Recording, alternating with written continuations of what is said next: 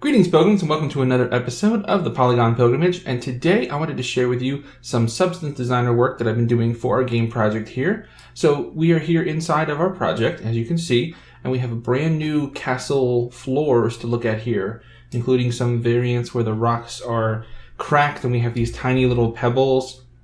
I think this turned out really nice, and I wanted to share with you how I built it inside of Substance. So let's go ahead and jump over there and take a look. So I'll go ahead and close this. We'll just get rid of that and we'll pop over to Substance. Okay, so here's what it looks like.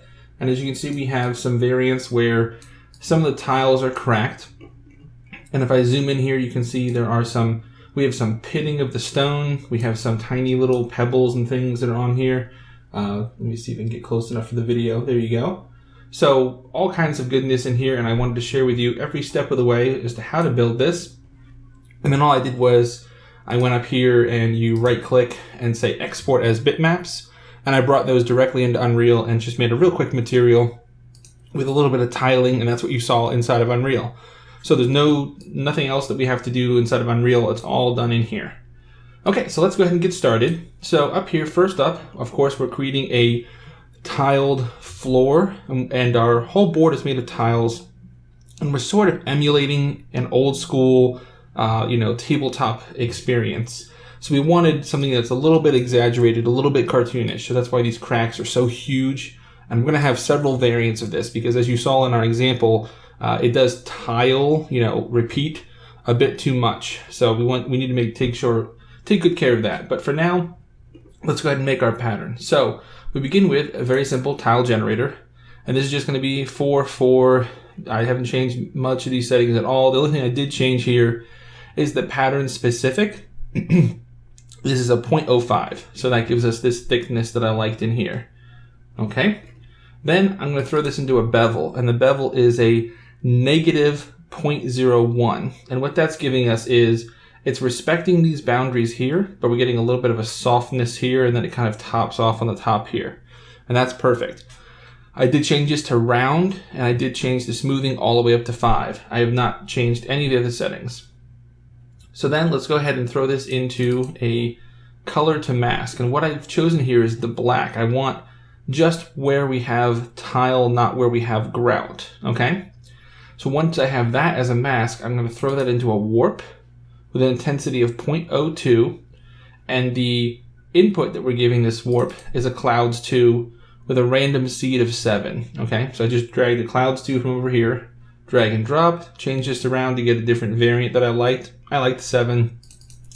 So that clouds 2 is what's actually pushing and pulling on this line, making it all jaggedy and broken up. And that's what we were going for. We wanted to make sure that we don't have just a straight line across, that these almost like they have chips and little cracks and pieces breaking off as they rubbed against each other, maybe even as they were created. Okay? So then we're going to do a blend, and here what I'm blending is I'm taking our warped nature here, but you notice how it kind of disrespected the corners a bit. And we really need to we want the extra chipping and pitting away at the edges on top of our normal lines. So by blending this with this, and we put it on add linear dodge, you'll see we get the best of both worlds. So now we have the overall design of the shape of the actual tile itself, and then it does sort of interrupt into our tiles. So now we're getting non-perfect, but still respecting the original boundaries. That's exactly what we want. Now from our warp over here, we're going to throw this into a special node here called a shape stroke grayscale. So let's throw that into here, and you'll notice here are my settings, 0.05, opacity of 1, and I've just chosen white for both colors. Full 255 on all RGBs. And what this is doing is it's taking our warp shape and saying, what if I were to do like a stroke inside of Photoshop where I'm adding like an outline, almost if you traced a shape with a thick marker around the edge.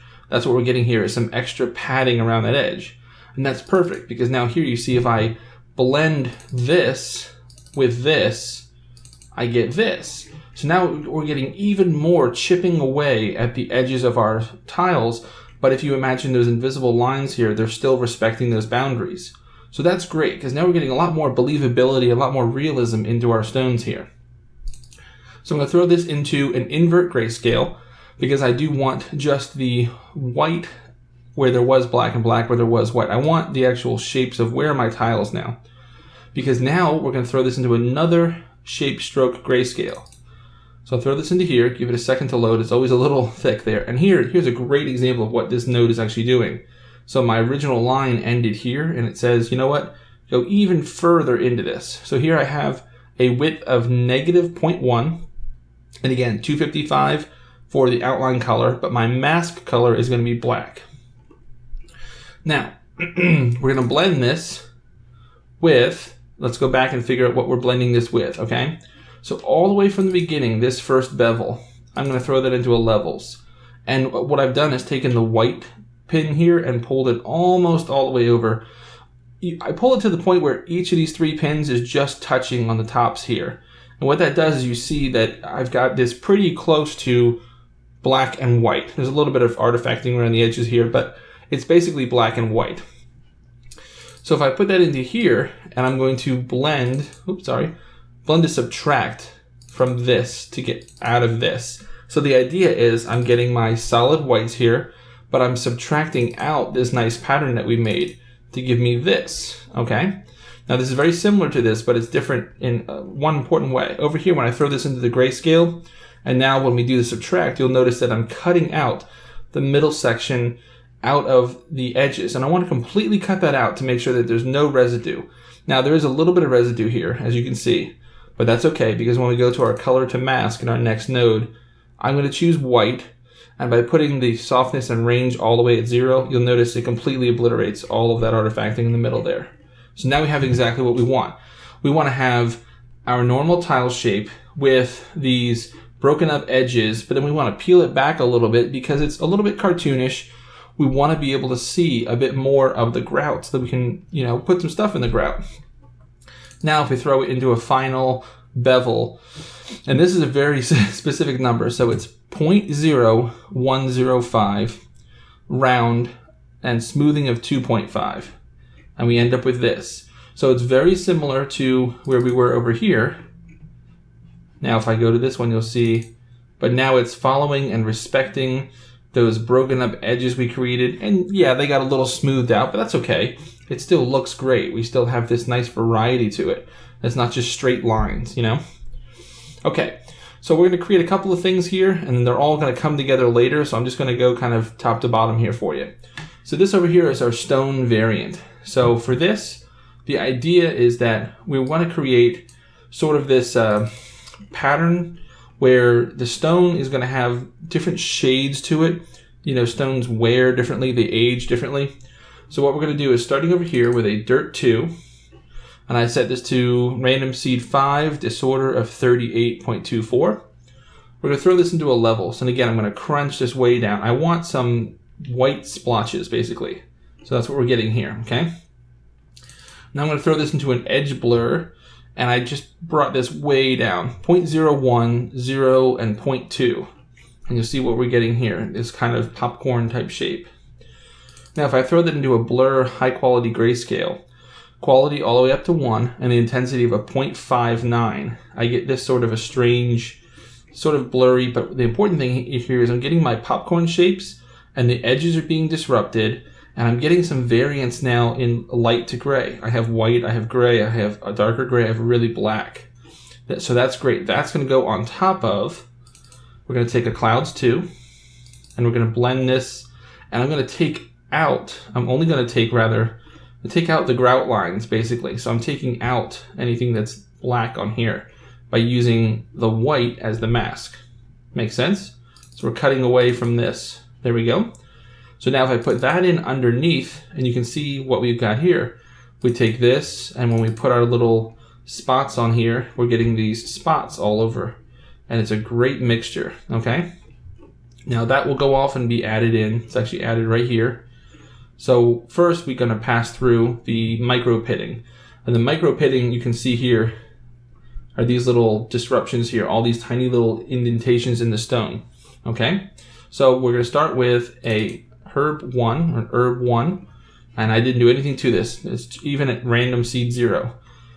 Throw it through a histogram scan. Let me zoom in so you can see what we're getting here. the position is 0.28 with a contrast of 0. So I'm going from here and I'm reducing a lot of the noise. I still want to keep some of the noise. I want to pull out some of the highlights. So throw this to a levels, and levels I just affected this just a little bit to bring down some of the furthest darkest parts. So we're getting sort of a star field kind of effect here, okay? But I want some varying levels. We want some dark bits up to some really bright bits. So now we're going to throw this into a blend, and this blend is going to be a subtract with a 0.62. So now this is being on top, on the foreground, subtracted from our bevel. And when we subtract those two, you'll see what we get. We're getting this nice pitting. So that's a really nice look to it, and that's going to read really well in our normal map and our height map, okay? So that's all done for now. So let's go down here and talk about our little stones. So let's find some of our stones. Here they are. So we have all these tiny little pebbles and stones all over the place. So how do we create those? I actually created 3 different kinds. Oh, there you go. You can see them really nice as the light passes by them. So I created 3 different kinds, and it's quite simple. So we begin with a shape node and a paraboloid with a scale of 0.5. I wanted to make sure that it's quite in the center because we're going to use this in a scatter situation, so you don't want it to be too close to the edges. I'm going to throw this into a levels, and again, I just pulled this guy a little bit further this way. It creates this really nice orb type effect. Now I'm throwing this into a directional warp, and this one, I think all of them are the same intensity. And then this last one's a bit more of intensity, but we'll go over the settings. But the intensity is 33.71, and I was just playing with the angle. So the angle, I put it to 190 degrees. But the thing that is warping this, the actual force behind it, is coming from over here. So this is a grunge map 13. No changes to any of the settings. Throw it into a blur with an intensity of 1.59. And this gives me some nice striations, almost looks like fossilized tree bark. And by putting that into the warp, you see what we're getting here. That doesn't look too much like a stone until you blur it. And now if you see as we get further away from it, we blur it and we're going to scatter it all over the place. That will be a nice little stone. So the same process we go through 3 times. We're just making 3 different variants that we can scatter all over the place. So the first one we already did, 33.71. I copied and pasted, moved down here. The next one is degrees of 297. And this is what we get. And then blurring it again. This time I blurred it by, each time I'm blurring it by 10. So this time we get this guy. Now this one on the bottom, we did a bit more too. So he's 43.16 with the degrees of 397. And then when we blur that, that's what he looks like. Okay. So now this is a cool little technique right here to scatter our stones. We're going to throw them into a scatter node, okay? And I'll go over my settings here. I think they're all the same, but a 20 by 20, rotation variation 271, a zoom of 200, gain of 1. Disorder, just cranked it up a bit, 67.71. Grid number 5, disorder angle 244.76. Size variation 67.14. Output level minimum of a 0.8. And luminance variation of 0.25. And if I look around, you can see here are our stones. And they're rotated and they're different, slightly different size, and they're slightly different luminance variation. So quite nice. But this is a bit too populous for me. I don't really want this many stones. So how do we reduce this number in sort of a realistic way? Well, what we're going to do is, this is a levels from our orb, and it's just been completely cranked. So I take the white all the way over. So I have a white sphere. And now I have a separate splatter node, and I'll go through the settings for you on this one. 100 by 100, haven't changed any of that. Actually didn't change any of the rotation, didn't change the zoom at all, none of this. Grid number 4 I did change. Disorder angle 291.76. Pattern size of 5, and that's it. Didn't change anything else. Now you notice this looks really weird, but if you use this as the mask, then you'll notice what it's doing is we're only going to get stones where there are white splotches here. So it's sort of like a random splatter mask. So I'm taking one splatter of my stones, and notice what happens when we go from that to that. It takes away a lot of it, but in a semi-realistic way because it's taking from a splatter. So I've done that same process 3 times here. So each time we're splattering the stone, and all these settings I think are identical. I just copied and pasted. Let me see. Yeah, they're all identical. And then I changed the random seed each time. So you notice this one's 0, this random seed is 1, this random seed is 4. So that's what makes them different, so they're not completely overlapping one another. And then the same thing goes for the splatter for the white circles. That's 0, this is 2, and I think this one was, 7. So that way they're different each time. We get a different amount and different locations. So then this is what we end up with is we have some stones here, and some here. Now we're going to add them all to our mask. So you'll see here we're putting the stones, and what we're doing is we're masking out from anywhere that could possibly be. We only want them to appear on the actual bricks. We don't want them to appear in the grout. We don't want that. So I'm borrowing from up here, from this guy, and I'm taking that into a levels.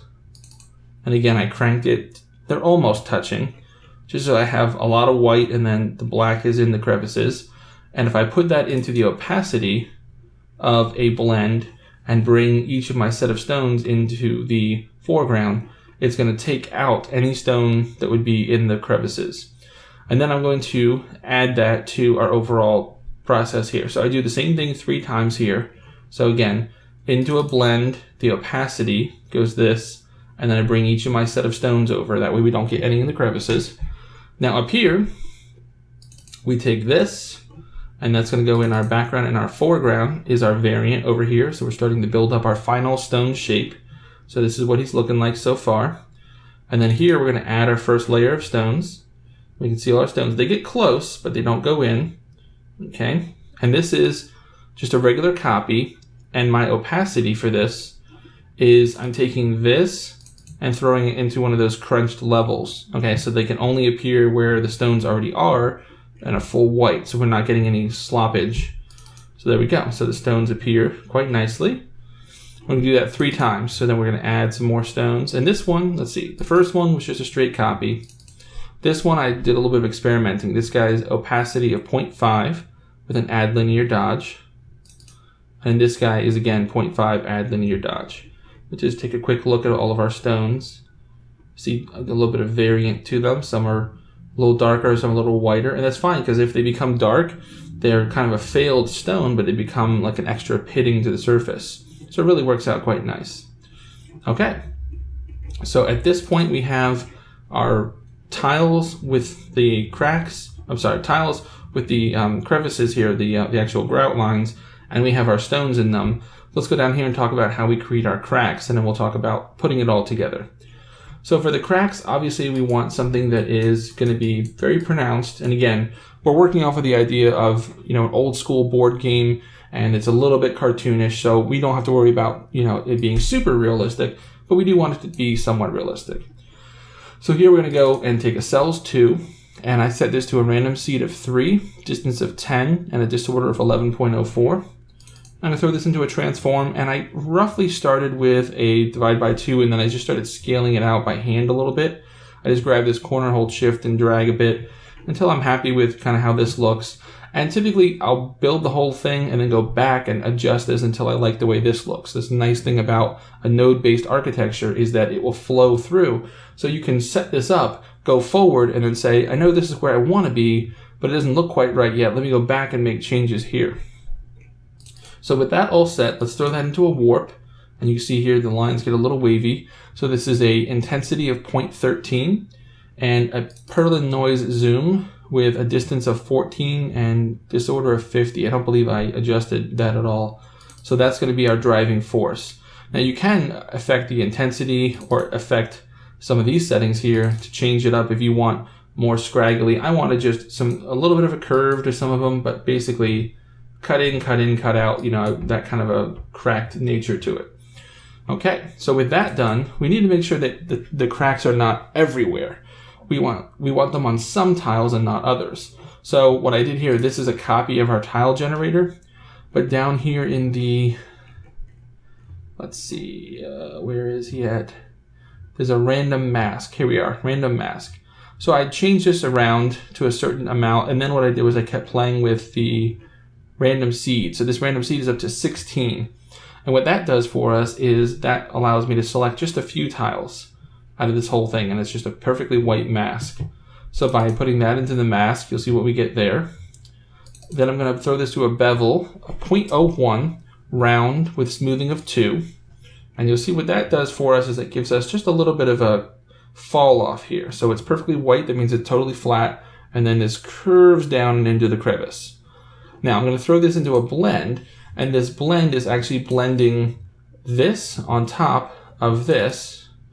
And by doing that with an add sub, you'll notice the difference here. If I go from here to here, it sort of cleans up the harsh line a bit. We lost a little bit of that in here. It got a little bit too wide in some of these cracks. So when you clean this up, and it gets a bit more of a dramatic fall off here. So from here, it's a quick whoop, and then it's flat again. That's what we want. Okay, so with that all set, we're going to throw this into a blend. And this blend is going to be a blend of our inverse of this, because we want white where there's black here to put in the background of this. So we want this with all of this filled in with white. Okay, so here's everything else white. So we blend those two together with just a straight copy. And now we have what we need. We have our cracks, but they end right at the end of these tiles. So they're not going to go and affect other tiles. Perfect, that's what we need. So then right here, we're going to invert grayscale just because we need the inverse of that. We want to have access to the white where our cracks actually are. Okay. That's nice and easy. So let's start with the color. The color is pretty simple. Clouds 2 with a random seed of 53. I just started going for broke with crazy numbers, trying out different patterns. You could probably get away with lower number. I just was playing around. Fractal sum base, my favorite. Didn't change anything. Blend those two together with a multiply 0.24, just to kind of break it up a bit more, have some variety in there. Then this is a blend of, let's come way out here, take a look. From this spot here, which we really should come from further down, actually something more like this. Let's see if we can do that. More like you, because we need to have the stones in play, right? There we go. Yeah, they pop out a bit more nicely now. There they are. Okay, so blend of that with this, and we're setting this up as a multiply. And so there you go. We see our stones, we see our pattern, we see our pitting in there. Everything is playing in nicely. And then here, we're going to blend in for the cracks. And they look so nice, especially from a top down. These look really good right here based upon the source material. Things like Hero Quest, Dungeons and Dragons, that kind of thing. So we're just putting solid black. And if I follow the line down here, only where there's white here, okay? So that's perfect for our color mask. That looks really good.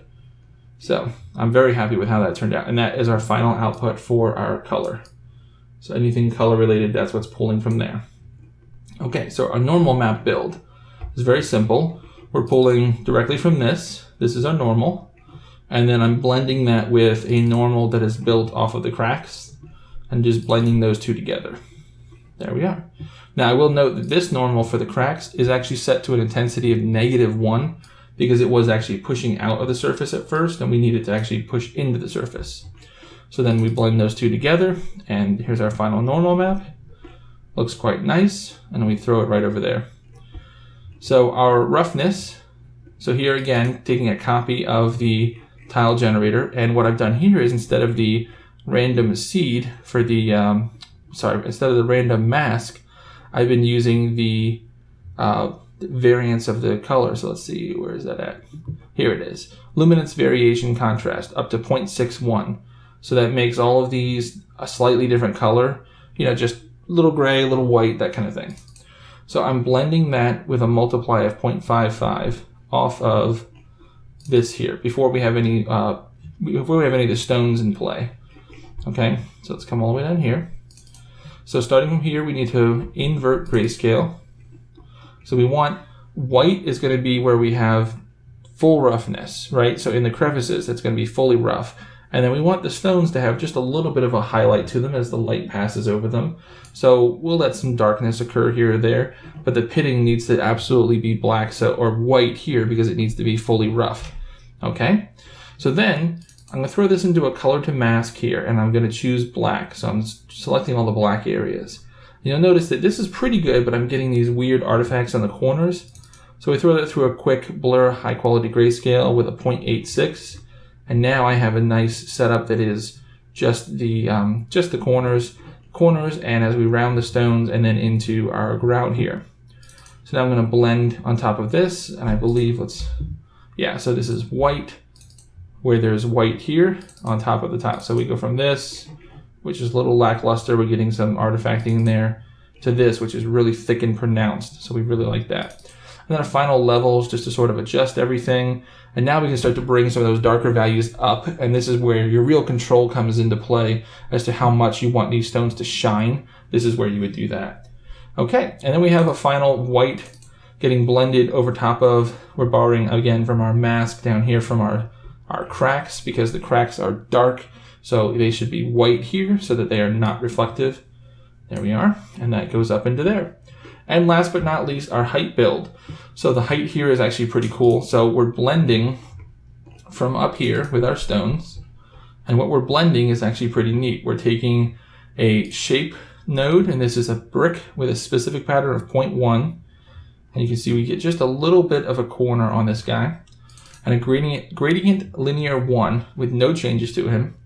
We blend the two together with a multiply, and this is what we get. This brick pattern here, you'll notice it kind of, the gradient, it kind of fades off. Now we're going to throw this into a tile generator, a 4x4 tile generator. And this has some very specific settings. So let's go down here and take a look. Fixed rotation of 2, fixed rotation random 0.14, and this Kunks flip, I have no idea how to pronounce that. You set that to true, and now they can flip, rotate 90-degree increments within themselves. So this is how we're getting some of that. It's subtle, and I don't want to over pump it for this example, but if you really pump up the height, you'll see that the stones are actually angled slightly amongst one another, and they're angled based upon this being their guide. So where it's white is where the stones will sort of lift up, and where it's black, they'll sort of be stepped more down into the dirt, and it creates this really awesome effect. So by blending those two together with a multiply of 0.5, you can kind of see it here. I can see some of the darker spots. And then we're going to blend in the cracks on top of that from way up here when we were building it for the color. And this becomes our final height map. And we throw that over here. And it probably needs a little bit more adjusting, probably some levels here or there to bring some of like the stones more forward. But we do have one rogue stone getting really close to the edge. But this overall becomes a really great height map. And if you over crank this, I'll see if I can get away with it. Let's edit this. The scale is 0.15. Let's push that a bit more. There we go. So you can see the effect kind of exaggerated there, where this stone is kind of coming up, and this stone is coming up here, slanting upwards. So if you really exaggerate it with a really good card, you can see those changes, and it looks awesome. So here's our let's see, where's the light source? There we go. Yeah, look at that. So that's what this really cool effect here gives us, and I just wanted to share that with you because I think that's a really neat trick you can put up your sleeve and make some awesome stuff. So that's all we have for this week, guys. Next week we'll probably be back in Unreal doing some more functionality type things. Just want to take a little break and go back to my second love, which is Substance Designer, and do some pretty cool stuff in here. We have to make a lot of textures after all. So let's take a little break and do something just purely artistically fun. And we'll be back to doing the hardcore, making cool game mechanics. Thank you so much for all your kind time and attention for this series and all the love and all the subscribers. Welcome, welcome. If you guys have any questions, as always, please ask and I will look it up if I don't know it, and then we will both know it. So until next time, keep practicing, get better, and I will see you next time as the pilgrimage continues.